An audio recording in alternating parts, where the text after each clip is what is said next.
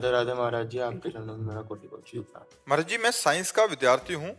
मैं एक एग्जाम की तैयारी कर रहा हूँ। मेरी समस्या है कि मैं पूरी मेहनत से परीक्षा की तैयारी कर रहा हूँ, क्लास में हर प्रश्न का उत्तर भी देता हूँ, किंतु कोई भी परीक्षा के समय मैं घबरा जाता हूँ, प्रश्न का उत्तर भी गलत कर देता हूँ, जिससे मेरे नंबर अच्छे नहीं आते। ऐसे में परीक्षा के समय कैसे धैर्य रखूं? नाम जप करो, धैर्य आ जाए। 5 वर्ष का प्रहलाद बालक है और हिरण्यकश्यप से दैत्यराज कह के बात करता है, और आग में जलाया जाता है, विष पिलाया जाता है, सर्पों से कटवाया जाता है, हाथियों से रौंदाया जाता है, समुद्र में पत्थर बांध के डुबाया जाता है, पहाड़ से दबाया जाता है, बिल्कुल भयभीत नहीं होता, सिंह की तरह रहता है। क्यों? हरिनाम चल रहा है। मीरा जी को कितना सताया जा रहा है, बिल्कुल घबराती नहीं, क्योंकि नाम चल रहा है। तो इसलिए नाम जप करो और ब्रह्मचर्य का पालन करो। ब्रह्मचर्य में एक जोश होता है, एक उन्माद होता है, एक जिद्दी स्वभाव होता है। हारने का स्वभाव ही नहीं होता ब्रह्मचारी का। जहाँ हारने का स्वभाव होता है वहीं वो विजय प्राप्त करता है। जैसे ठंडी में, बहुत प्रारंभ में ठंडी लगती तो गंगा जी में जा खड़े हो जाते हैं, अब मंत्र जप करते हैं। धीरे धीरे शरीर को ऐसा अभ्यास हो गया, ठंड हवा अभ्यास योग युक्त है ना। डरो किस बात से, किस बात से घबराहट?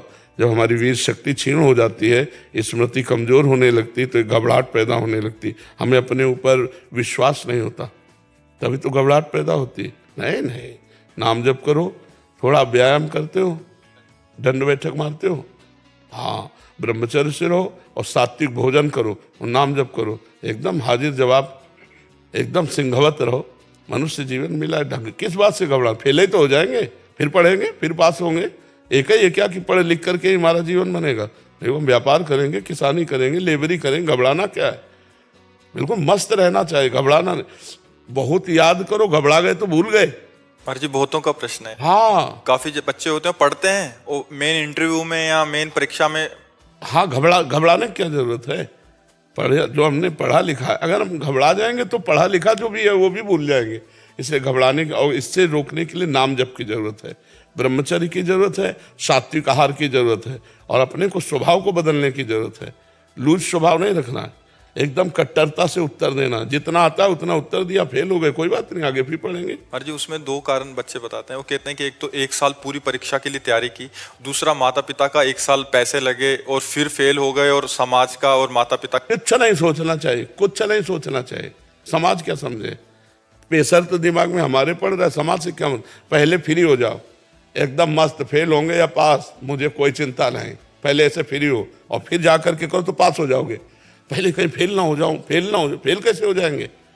हमने पढ़ाई पढ़ी तो दंड बैठक मारो, सात्विक भोजन करो, ब्रह्मचर्य का पालन करो, नाम जप करो, सब कुछ ठीक हो जाएगा। बिल्कुल घबराहट खत्म हो जाएगी। महाराज जी, ऐसे में आगे चल के फिर वो गलत भावना आ जाती है। हाँ, अब जैसे माता पिता डांट रहे हैं और मित्रजन उपहास कर रहे हैं, और उसका डरपोक स्वभाव, तो लगता है अब सब कर लो, यही ठीक है।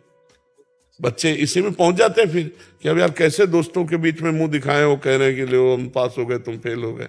माता पिता घर जाओ, देखो ना वो पास हो गया, इतना रुपया लगाया, और वो बेचारा डिप्रेशन में बच्चा चला जाएगा, या तो फिर की सोच लेगा। ऐसे नहीं करना चाहिए यार। मनुष्य जीवन मिला है, बड़ा मस्त जीवन रखना चाहिए। इसमें नहीं, कमजोरी नहीं लानी। हम कहते प्रमाद नहीं, प्रमाद और मस्ती में अंतर है। प्रमाद नहीं, अपनी पढ़ाई में पूरा मन लगा करके पढ़ो, और उत्तर देने को हो तो सिंहवत उत्तर देना चाहिए। सिंहवत तभी दे सकते हो जब ब्रह्मचर्य हो और तुम्हें विश्वास है कि मुझे ये चैप्टर बिल्कुल रमा हुआ है। कभी कभी दीवार से उत्तर देना चाहिए, अपने आप से प्रश्न करे कि मानो ये प्रश्न होगा तो उसका उत्तर खुद देना चाहिए। दीवार को मान ले टीचर और उसका उत्तर दे। अभ्यास पुष्ट कर रखे ना। एक आर्मी में जाने वाला आदमी इतने किलोमीटर दौड़ना, इतनी छलांग मारना, इतना करना करता है ना रोज, तो हम अपने स्कूल के विषय को जानते हैं कि इसी विषय पर प्रश्न होगा। ऐसा तो है नहीं कि प्रश्न आप जिस क्लास में पढ़ रहे हैं उससे आगे वाले क्लास का आवे, उसी क्लास का आएगा, उसी जो अध्ययन कराया गया है उसी में आएगा। तो हम तैयार रखें, इतना मोटा ग्रंथ हो तो भी हम तैयार रखेंगे। हम अपने दिमाग को दबाते चले जा रहे हैं, उसको गंदा करते चले जा रहे हैं। अगर हम अपने दिमाग का प्रयोग करें तो एक बार पढ़ लें पूरा। हमें एक बार कोई बात सही ढंग से बता दो और हम उसको बिल्कुल ऐसे सुन लें, ऐसे फिर आप 50 वर्ष बाद पूछ लेना, वो बिल्कुल रिकॉर्ड मिलेगी। बहुत बड़ा पावर है। पर वो हमारा पावर छीन हो जाता है जब हम गंदे आचरण करने लगते हैं, गंदा भोजन करने लगते हैं, गंदे व्यवहार में चले जाते हैं, तो हमारी स्मृति छीन हो जाती है। स्मृति जागृत हो जाए तो कई जन्मों की स्मृति जागृत हो जाती है। आप डरो मत, बलवान बनो, ठीक है। अरे जी, इसमें आपने एक कारण बताया, मूल कारण ब्रह्मचर्य। हाँ जी, सबसे बड़ा तो यही लग रहा है अभी कि 100 में से 95 तो इसी में। ब्रह्मचर्य जो होता है एकदम उफान मारता है, जैसे सांप को छेड़ दो फुसकार करे, ऐसे होता है ब्रह्मचारी। जरा सा उनके अपमान की वृत्ति कर दी ना परशुराम जी के पिता, काट के फेंक दिया। 21 बार क्षत्रियों को विश्व के क्षत्रियों को, उनका ब्रह्मचर्य ही तो था। शास्त्राबाहु अर्जुन के सामने कोई खड़ा होने का अधिकार नहीं रखता था, युद्ध की बात जान, ऐसे काट के फेंक दिया फरसे से परशुराम जी ने। एक जोश होता है, एक तेज होता है, एक महानता होती है, तो वो सबके अंदर है, उसको नष्ट कर रहे हैं। आज महानता को नष्ट कर, शराब पीते, मांस खाते, बेविचार करते, नशा करते, अपना नाश कर रहे हैं। अगर अभी संयम से चलो, अभी उठ जाओ। न संयम है, न नियम है, न धर्म है, न भजन है, बस वही व्यभिचार, वही खान पान गंदा, वही सोच गंदी, तो फिर निकलते चले जा रहे हैं। उनके जो दैवी संपदा है वो सब निकलती चली जा रही, आसुरी संपदा बढ़ती चली जा रही। एक छोटा बालक है, जाकर के बालकों ने बताया तुम्हारे पिता के गले में परीक्षित महाराज चक्रवर्ती सम्राट राजा परीक्षित ने मरा हुआ सर्प डाल दिया। तो उनका ऐसा, उसे चक्रवर्ती सम्राट होने का गर्व है, वो समझता है ऋषियों में अब ताकत नहीं रही। जल उठाया और कहा मैं श्राप देता हूं, आज के 7वें दिन तक्षक नाग आएगा और उस परीक्षित को काटेगा और वो मर जाएगा। बालक थे श्रृंगी ऋषि, कोई ऋषि नहीं काट सका उनके वाक्य को। वो आखिरकार 7वें दिन सांप आया और काटा और महाराज का शरीर छूटा। भले सुखदेव जी ने श्रीमद् भागवत सुनाई उनके कल्याण के लिए, लेकिन सांप आया और काटा और उनका शरीर पूरा हुआ। छोटे छोटे बालकों में इतना तेज था। आज क्या हो रहा है? आज हमारे बच्चे बॉयफ्रेंड, गर्लफ्रेंड, दलित दुराएं, नशा, इनमें सब फंसे। इस समय ब्रह्मचर्य का समय, पढ़ाई का समय कि गर्लफ्रेंड बॉयफ्रेंड का समय? समय आएगा, गृहस्थी में जाओगे, ब्याह होगा, को अपने उस विषय को भोगो। ये अभी विषय भोगने का टाइम है, नई अवस्था है, अपने लक्ष्य की प्राप्ति का समय। तो सब नष्ट भ्रष्ट हो रहे। माता पिता कुछ कहें, लड़के उनको धमकी दे रहे हैं, ज्यादा कहें तो लड़के उनको मारे दे रहे हैं। माँ को, पिता को लड़के मारे दे रहे हैं। आज शासन खत्म हो रहा है, इसीलिए सब न अपने ऊपर शासन है, न माता पिता का शासन मान रहे हैं, न शास्त्रों का शासन मान रहे हैं, तो मनमानी आचरण करके भ्रष्ट होते चले। वो धमकी दे रहे हैं माता पिता को, बेचारे प्यार में चुपचाप दबे रहे हैं, और इतने दबे हैं, कोई डंडा मार रहा है, कोई घर के बाहर निकाल रहा है। ये है आज की पढ़ाई का फल नए नए बच्चों के। जहाँ विद्या विनयम ददाति, माँ को भगवान के समान मानना चाहिए, पिता को भगवान के समान मानना चाहिए, विनय युक्त व्यवहार करना चाहिए, नशा प्रपंच से दूर रहना चाहिए, दूसरे की माताओं बहनों को पवित्र भाव से देखना, ये ज्ञान है। तो अज्ञान की धूम मच रही है।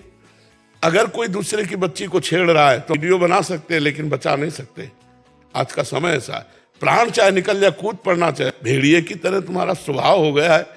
जहां माता मैंने देखी, सोने की जंजीर देखी, खींच लिया, वो गिर पड़ी, वो ऐसे उपद्रव किए। ना कोई शास्त्र शासन मान रहा है, ना अपनी इंद्रियों पर शासन कर रहा है, ना माता पिता का। अच्छा, माता पिता भी एक सीमा तक डांट सकते हैं, अब बच्चे सयाने हो गए, क्या डांटे? तो हमें खुद संभलना होगा, हमें खुद अपने मन और इंद्रियों पर शासन करना होगा। तो आप लोग जैसे नए बच्चे हो, अच्छे आचरण वाले बनो, डरने की जरूरत नहीं है। गंदे कामों से डरो, बुरे आचरणों से डरो, अच्छे आचरण वाले बनो। मर्जी एक और बात आपके संज्ञान में, मर्जी 10वीं 12वीं तक तो बच्चे माता पिता के शासन में रहते हैं, घर में रहते हैं। उसके बाद किसी कंपटीशन की तैयारी के लिए या इंजीनियरिंग या किसी भी आगे ग्रेजुएशन के लिए बाहर चले जाते हैं। वहां जाके उनका जो कुसंग होता है महाराज जी, ज्यादातर वहां सिगरेट पीना सीख जाते हैं, वहां नशा करना सीख जाते हैं, वहां ऐसे बच्चों का संग होता है कि वो बिगड़ते बिगड़ते गर्लफ्रेंड बॉयफ्रेंड और ऐसे वातावरण में चले जाते हैं। फिर उनका पतन महाराज जी हो जाता है। वो मतलब अपने रिलैक्स करने के लिए सिगरेट, दोस्तों के साथ संग, और ऐसा हो जाता है महाराज जी। वहां से उनका बिगड़ना बहुत बड़े स्तर पे, आज 80% 90% वहां से बिगड़ना शुरू होता है महाराज जी।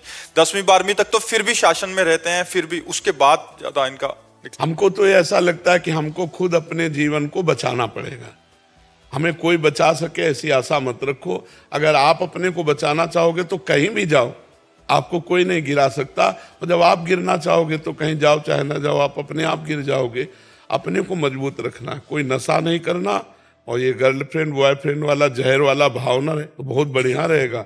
अब अभी नए नए बच्चे पढ़ाई में मन लगाओगे, गर्लफ्रेंड में मन लगाओगे, अरे जब दुल्हन आ जाए तो खूब मन लगाओ, नौकरी करो, और दुल्हन लड़का बच्चा हो, गृहस्थी में तो सब है ही है, तो थोड़ा 20-25 तक तो थोड़ा अच्छे बन जाओ, इसके बाद गृहस्थी में चले जाना, क्या परेशानी।